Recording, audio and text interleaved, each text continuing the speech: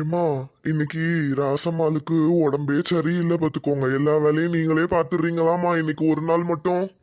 ஐயோ, என்னப்பாச்சு என் மருமகளுக்கு? என்னாச்சு? ஹாஸ்பிட்டல் கூட்டு போலாம்ல? ஏம்மா, காலையில இருந்து ஒரே காய்ச்சல் பொரியுது பாத்துக்கோங்க. ஹாஸ்பிட்டல் போலான்னு சொன்னா வேண்டாம் வேண்டாம்னு சொல்றாமா.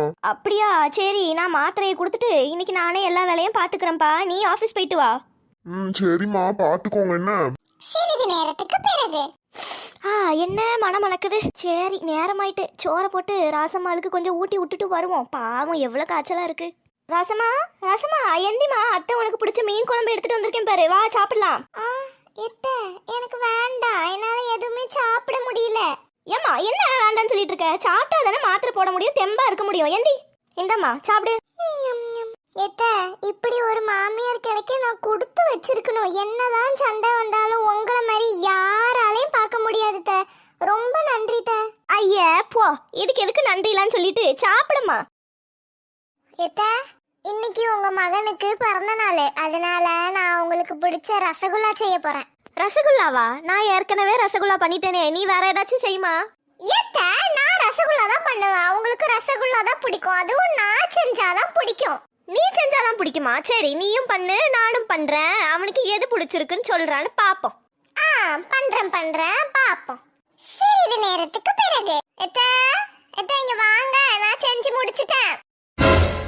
ஐயா, இது என்னம்மா மேல கருப்பாம்பூச்சியை ஒட்டி வச்ச மாதிரி இருக்கு? அது கருப்பாம்பூச்சி இல்ல, அது டெக்கரேஷன். உங்களுக்கு என்ன தெரிய போகுது? போங்க. பிஸ்தாவையும் குங்குமப்பூவையும் தூவி விட்டுருக்கேன். என்ன டெக்கரேஷனோ, போமா போ. அத்தை, நீங்க பண்ண ரசகுல்லாவை நான் எடுத்துட்டு போறேன், நான் பண்ண ரசகுல்லாவை நீங்க எடுத்துட்டு வாங்க. உங்க மகனுக்கு எது பிடிச்சிருக்குன்னு சொல்றான்னு பாப்போம். சரி வா. நாங்க 2 பேரும் உங்களுக்கு பிடிச்ச ரசகுல்லா செஞ்சிருக்கோம். ஆமா, நாங்க 2 பேரும் தரோம். இந்த 2 ரசகுல்லால உனக்கு எது பிடிச்சிருக்குன்னு சொல்லு, சரியாப்பா? சரி, கொண்டாங்க. ஏம்மா, நீங்க எப்பயும் இந்த மாதிரி டேஸ்ட்ல செய்ய மாட்டீங்களே, வேற மாதிரி இருக்கு. எனக்கு இது அவ்வளவா பிடிக்கல. ராசம்மா, நீ கொண்டா. நான் செஞ்ச ரசகுல்லா உங்களுக்கு பிடிக்கல நான் சொல்றீங்க? இருங்க, உங்களுக்கு இருக்கு. ராசம்மா, நீ செஞ்ச ரசகுல்லா தான் இன்னைக்கு ரொம்ப நல்லா இருக்கு, சூப்பரா இருக்குமா? அது நான் பண்ணதில்ல, உங்க அம்மா பண்ணதுதான். நாங்க 2 பேரும் தான் ரசகுல்லாவை மாத்தி மாத்தி எடுத்துட்டு வரோம். நீங்க என்ன சொல்றீங்கன்னு பாக்கலாம். கடைசியில நீங்க இப்படி சொல்லிட்டீங்கல்ல. இருங்க, உங்களுக்கு இருக்கு. நான் தான் அப்பவே சொன்னல, என் மகனுக்கு நான் செஞ்சதுதான் பிடிக்கும்னு. சரியா போச்சு. ரசமா, இந்தமா காஃபி குடி. குடுங்கட்டே. என்னடா இன்னும் காஃபி தரலையே நினைச்சிட்டு இருந்தேன் பாருங்க. அப்படியா? சரி குடிமா. ரசமா, எப்படி உங்க மாமியார் மட்டும் உன்னை இவ்வளவு அழகா பாத்துக்கறாங்க? ச்சே, இதெல்லாம் பார்த்தா எனக்கே பொறாமையா இருக்கு பாரு. ரசமா, உனக்கு பிடிச்ச ரவா லட்டு செஞ்சிருக்கேன் அத்தை, எடுத்துக்கோ. அந்த இங்க வச்சிட்டு போங்க அத்தை, எடுத்துக்கறேன். இப்படி ஒரு மாமியார் கிடைக்க நீ கொடுத்து வச்சிருக்கணும் ரசமா. ஏக்கா, இதுக்கெல்லாம் கொஞ்சமாச்சு அறிவு வேணும் பாருங்க. நான் கல்யாணம் முடிஞ்சு வந்த புதுசுல எங்க மாமியார் கிட்ட நான் ஒரு நடிப்பு போட்டுட்டேன். இந்த மாதிரி நான் எங்க அம்மா வீட்டுல எந்த வேலையுமே செஞ்சதில்ல, நீங்களும் எனக்கு இன்னொரு அம்மா மாதிரி தான், நீங்க தான் எனக்கு எல்லா வேலையுமே செஞ்சு தரணும் அப்படின்னு சொல்லிட்டேன் பாருங்க. அதுல இருந்து எங்க மாமியார் என்ன எப்பயும் ஒரு வேலை கூட செய்ய சொன்னதில்ல. ஓ, இதுதான் கதையா?